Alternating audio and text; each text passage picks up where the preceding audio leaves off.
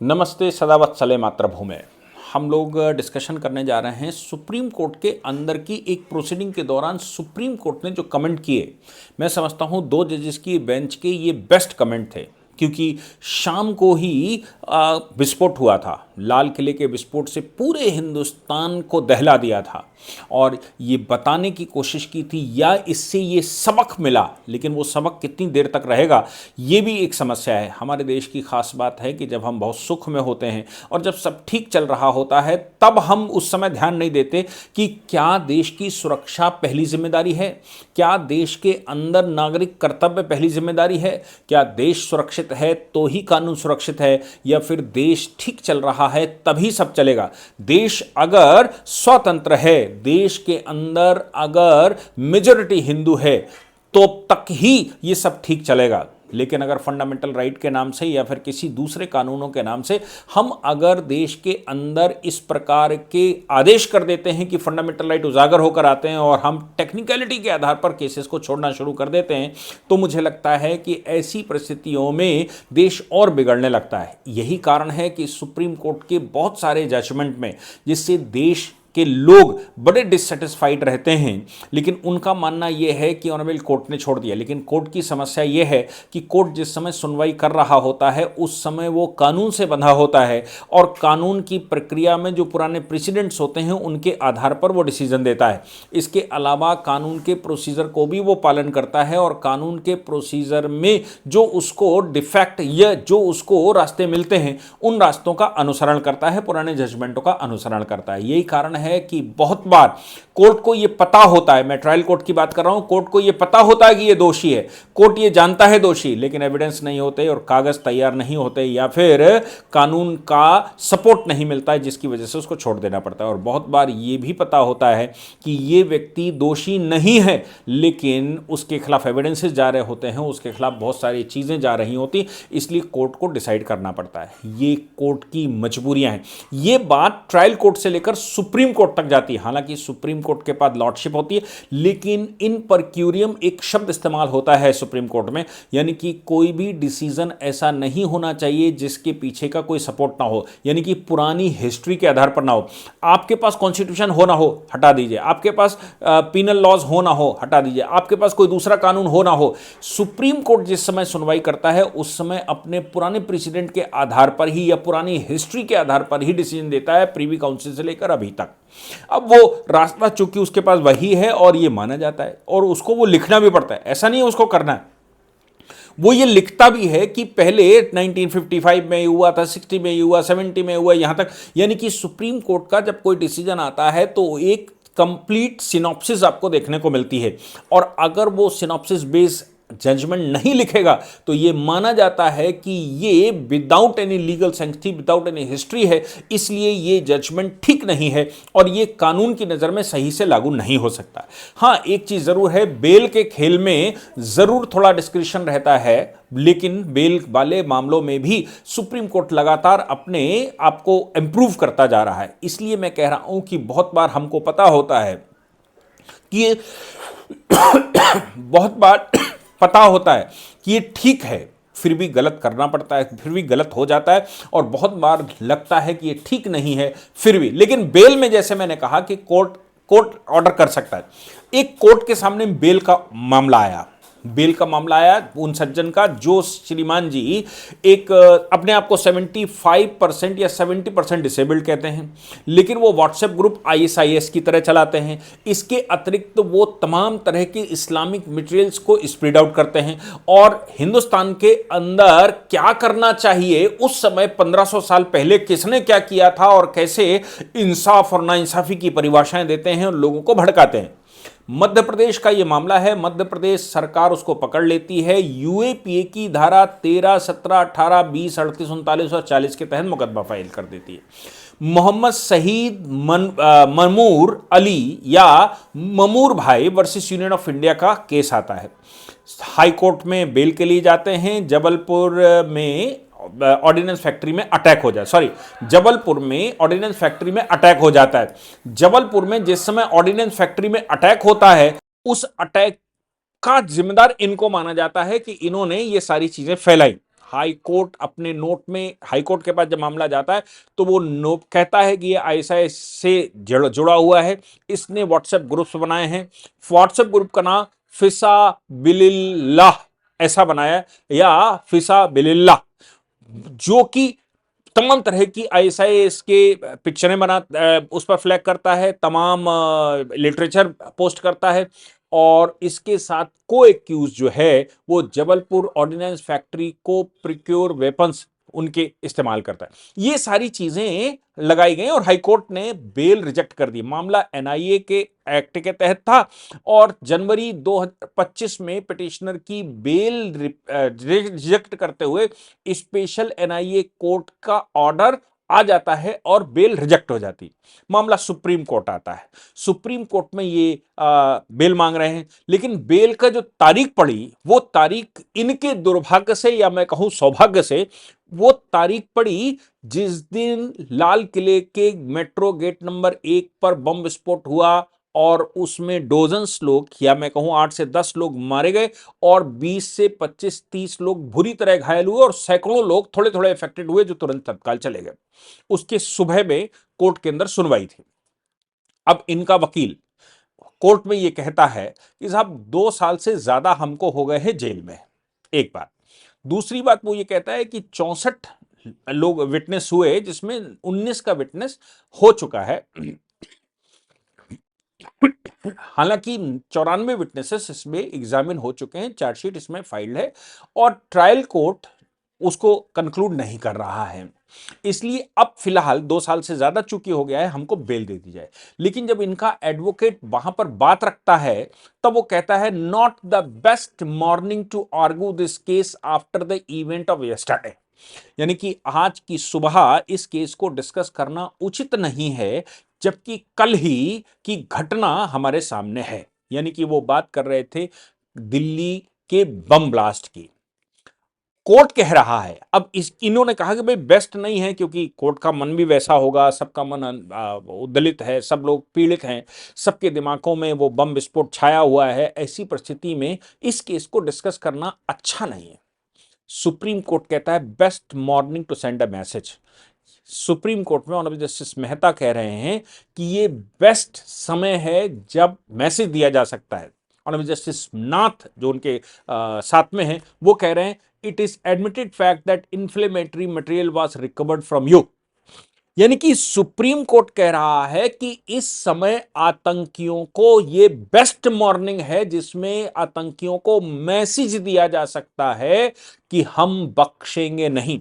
ये जो कोर्ट के सामने, अभी इस पर क्या और बात हुई वो मैं बाद में डिस्कस करूंगा थोड़ा थोड़ा करके, लेकिन सवाल ये पैदा होता है कि अगर ये भावना सदैव से रहे, अगर कोर्ट के दिमाग में भारत की सुरक्षा, भारत की सहिष्णुता, भारत की संप्रभुता सदैव दिमाग में रहे और चरमपंथ के विरुद्ध काम करना है ऐसा उनके दिमाग में परमानेंट रहे, तो मैं समझता हूं कि ये परिस्थिति क्रिएट ही ना होती। बहुत बार ऐसा होता है कि कोर्ट के पास मटेरियल नहीं होता, लेकिन और मटेरियल ना होने की वजह से कोर्ट उस पर बेल ग्रांट कर देता है या केसेस को छोड़ देता है और उसके पीछे की बहुत बड़ी लीगल प्रोसीडिंग की बात कही जाती। जैसा मैंने कहा इन पर क्यूरियम का एक शब्द इस्तेमाल होता है। सुप्रीम कोर्ट तो खासतौर से अपने जजमेंट तब तक नहीं लिख सकता जब तक कि पिछली वाली हिस्ट्री नहीं लिखे।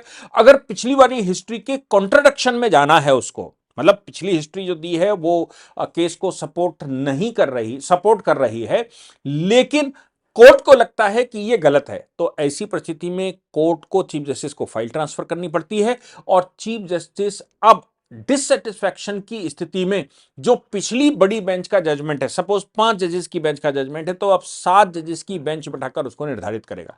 अगर 7 जजेस की बेंच का जजमेंट है तो 9 जजेस बिठाकर उसको निर्धारित करेगा। लेकिन अगर 7 जजेस की बेंच का जजमेंट है तो उस 7 जजेस की बेंच ने जजमेंट ने पूरी थीसिस लिखी होगी। उस थीसिस के अनुसार अगर ये सपोर्ट मिलता है तो ठीक है, सपोर्ट नहीं मिलता है तो फिर 9 जजेस बिठाने पड़ते हैं। यह सुप्रीम कोर्ट की प्रक्रिया है जिसमें कि हम केस को सुनने का यह तरीका बनते हैं। आपका कॉन्स्टिट्यूशन क्या कहता है, उसका इंफ्रिंजमेंट नहीं होना चाहिए, कानून का इंफ्रिंजमेंट नहीं होना, लेकिन कानून के इंटरप्रिटेशन सुप्रीम कोर्ट की अपनी हिस्ट्री, जजमेंट्स और उनके बेसिस के आधार पर ही आगे बढ़ सकता है, अदरवाइज नहीं बढ़ेगा। और अगर अभी तक जो क्वेश्चन कोर्ट के सामने गया है वो निर्धारित ही नहीं किया गया है तो इसको फिर सब्सटेंशियल क्वेश्चन ऑफ लॉ माना जाएगा, और सब्सटेंशियल क्वेश्चन ऑफ लॉ अगर इसको मान लिया गया तो फिर सुप्रीम कोर्ट नई रूलिंग इसमें देगा, पूरा सिजरा देते हुए नया उसमें इंटरप्रिटेशन कर देगा, और अब से यही इंटरप्रिटेशन आगे बाध्यकारी होगा। लेकिन उसका रेशियो का हिस्सा ही बाध्यकारी होगा। ओमिटेड डिक्टा यानी कि सुप्रीम कोर्ट उसमें बहुत सारी चीजें लिखता है, सपोज 100 पेज का जजमेंट लिखा, रेशियो उसमें केवल 10 पेज का लिखा, तो 90 पेजेस का जो फैक्ट है, 90 पेज में जो कहानी लिखी गई है, जो पुरानी स्टोरी लिखी गई है, वो बाध्य नहीं होती। केवल ये 10 पेज का जो रेशियो है या फिर 3 लाइन का रेशियो है, ये 3 लाइन का रेशियो अपने आप में सुप्रीम कोर्ट में भी बाइंडिंग नेचर का होता है। और अगर दो बेंचें इसमें अलग अलग डिसीजन दे दें, एक ही रेशियो अलग अलग रेशियो दे दें, तो ऐसी परिस्थिति में कंफ्लिक्ट जब सुप्रीम कोर्ट के सामने जाता है कि दो बेंचें जो बराबरी की थी उन्होंने अलग अलग दे दिया है, तो फिर सुप्रीम कोर्ट के चीफ जस्टिस को एक 3 जजेस की बेंच बैठानी पड़ती है और इन दोनों जजमेंट्स को सामने रखकर अब एक नया इंटरप्रिटेशन देना पड़ता है। और ये जो 3 जजेस की बेंच का जजमेंट है, यही जजमेंट अब आगे भविष्य का बेसिस बनता है, प्रेसिडेंट बनता है, उसका उदाहरण बनता है कि इसके आधार पर ही आगे बढ़ना है। और जैसे मैंने कहा कि अगर उससे डिससेटिस्फैक्शन होता है तो 5 बिठाओगे, 5 का डिससेटिस्फैक्शन होता है तो 7 बिठाओगे, और इस प्रकार आप 34 जजेस हमारे कोर्ट में हैं वहां तक ले जाकर पहुंच सकते हैं जब डिससेटिस्फैक्शन होता है। तो यहां पर बेल का मामला था, और बेल के मामले में ये कहना कि साहब आज तो इसकी सुनवाई का अच्छा दिन नहीं है, मैसेज मतलब अच्छा नहीं है, क्योंकि ये जो कल का इवेंट हुआ है, इस इवेंट के बाद ऐसा सुनवाई नहीं की जा सकती। तब सुप्रीम कोर्ट कहता है ये बेस्ट मॉर्निंग है कि मैसेज दिया जाए और ये खबर करी जाए, ये बताया जाए कि देखिए हम बख्शेंगे नहीं। ऑनरेबल जस्टिस विक्रमनाथ ने इस विषय पर कहा कि ये एडमिटेड फैक्ट है कि उसके पास से इंफ्लेमेटरी मटेरियल मिला है, यानी कि जलने वाला मटेरियल मिला है, इस्लामिक लिटरेचर बहुत सारा मिला है।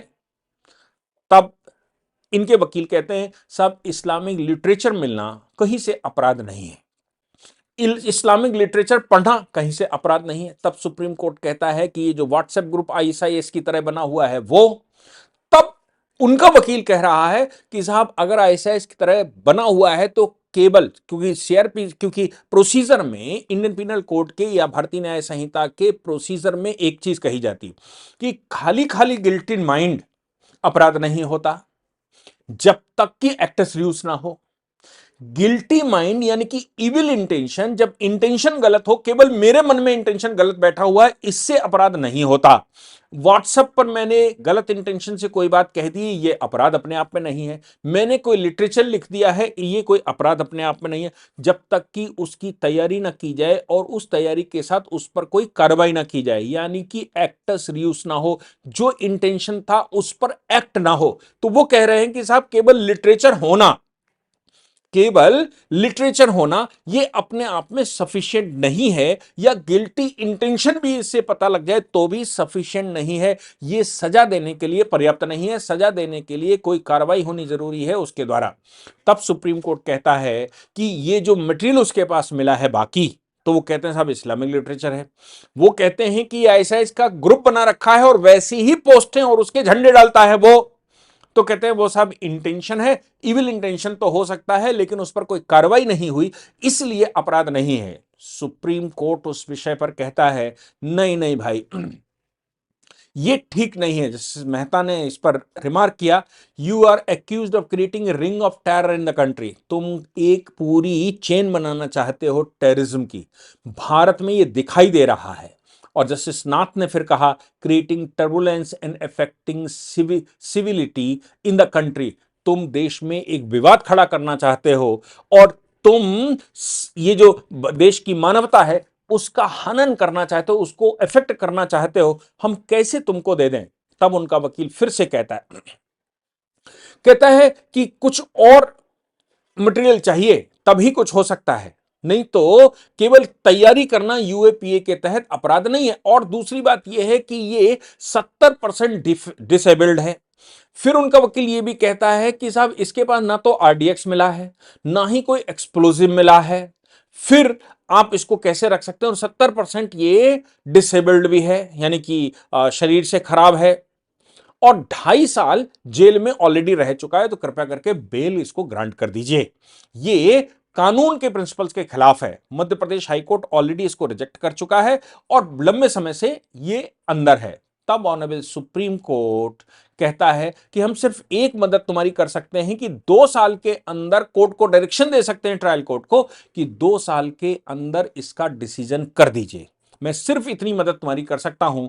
ऐसी परिस्थितियों में जो इस्लामिक लिटरेचर को साथ में रखते हुए आईएसआई जैसे ग्रुप्स बनाता है और देश में एक चेन बनाकर उनको कलेक्ट करने की कोशिश करता है, ये इसका मतलब ये होता है कि वो कहीं ना कहीं आईएसआई की भर्ती में भी शामिल हो सकता है, या कोई और बड़े खुलासे भी हो सकते हैं। वो केस के ट्रायल के बाद पता लगेगा। ऑर्डिनेंस फैक्ट्री में जो कॉन्स्पिरेसी कर रहे थे उनसे हथियार निकालने की या वेपन्स निकालने की, उसमें ये शामिल है।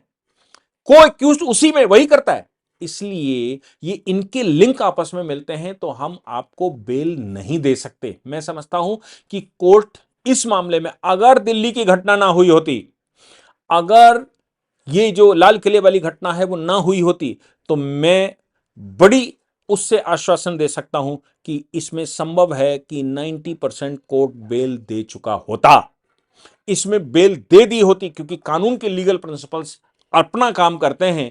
और यहां पर चूंकि ये इतनी बड़ी घटना हो गई है, कोर्ट कहता है मैसेज देना है, और कोर्ट कहता है कि देश में ये सुरक्षा का विषय है और हम तुम्हारी बेल ग्रांट नहीं कर सकते, हम केवल एक मदद तुम्हारी कर सकते हैं, और वो है कि ट्रायल जल्दी 2 साल के अंदर कंक्लूड कर लिया जाए।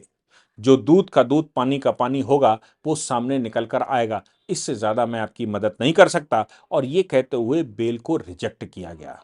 बेस्ट कमेंट मुझे लगता है, लेकिन ये याद रखने वाले कमेंट हैं कि जब शांतिकाल हो, क्योंकि 11 वर्ष से 12 वर्ष से 13 वर्ष से कोई ऐसी घटनाएं हुई नहीं देश में मोदी जी की सरकार आने के बाद, इसलिए कोर्ट को भी लगने लगा कि नहीं, अब फंडामेंटल राइट जो हैं वो प्रिवेल करने चाहिए, लोगों की ह्यूमैनिटी बाहर आनी चाहिए, और टॉलरेंस इनटॉलरेंस ये सारी बात में दिमाग में बातें आ सकती हैं।